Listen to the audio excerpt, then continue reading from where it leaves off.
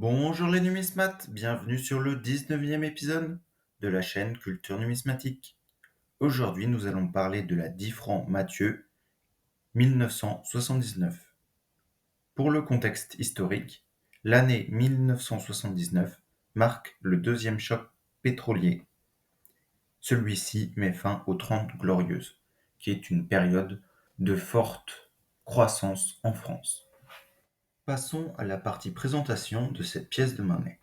Elle a été frappée de 1974 à 1987 à un total de 672 832 896 exemplaires, dont 100 40 511 pour l'année 1979. Leur retrait a été décrété le 9 septembre 1991 et elles ont été démonétisées le 1er juillet 1993.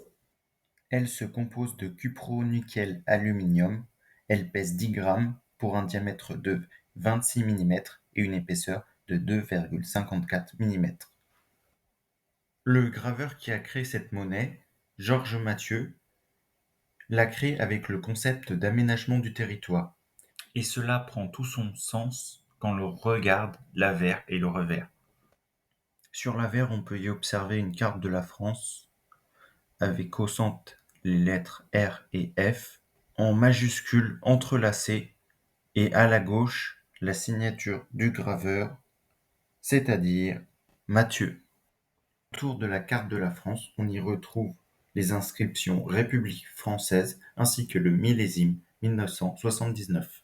À gauche de la date, on y retrouve en tout petit la corne d'abondance, qui est le poinçon de la monnaie de Paris, et à droite, on y retrouve le poinçon du dauphin pour Émile Rousseau, qui est le graveur en chef de la monnaie de Paris.